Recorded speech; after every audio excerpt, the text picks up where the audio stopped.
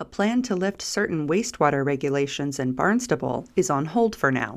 Nearly 100 citizens attended the Barnstable Board of Health meeting on January 22nd to share thoughts on proposed changes to the town's saltwater estuary protection regulations. What you're being asked to do by being asked to rescind this regulation is to allow for essentially unfettered increased nitrogen load on the south side. That's basically what can occur if you lift this regulation. It's too early to take the step you've been asked to take until the comprehensive plan for this town is completed.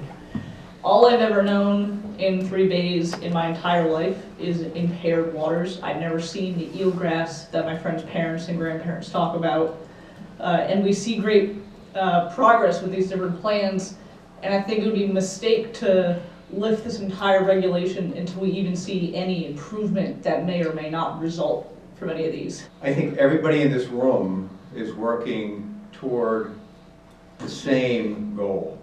We all want better water, whether it's drinking water or water in the estuaries. I think everybody is very passionate about that, and it's really just a matter in my mind of how do we get there? And I think the fear from many of the people who came in this room is that we're putting the cart before the horse. It would be, again, as Councilor Raccasetti said, premature to lift this protection area when we're so close to having the final plan.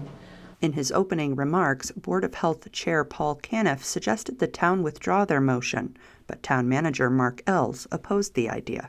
I do not feel that the townspeople want or need to be the subject of a supposed federal lawsuit or even the thought of a federal lawsuit.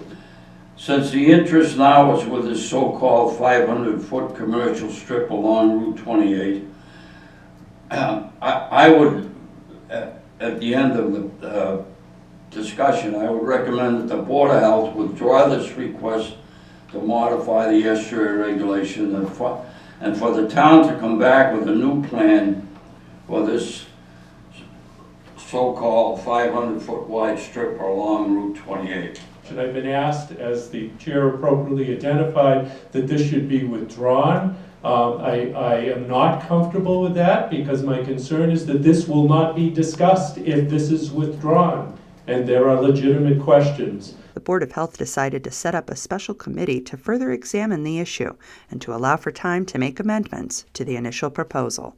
The quality of clean water is important to all of us, and how we handle our wastewater is equally important to all of us. Yes, I support what the Board of Health has suggested, i.e.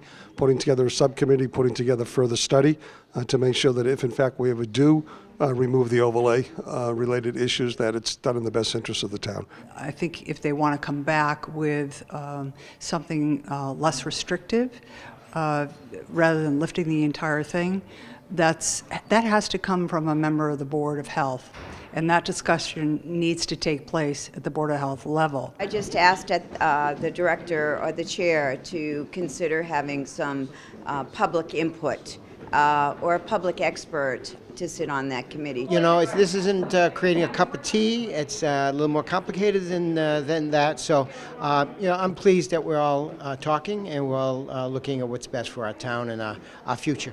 The Board of Health will continue the public hearing at its June 25th meeting. A revised amendment is due to the board at that time. For Cape Media News, I'm Gabrielle Rawson.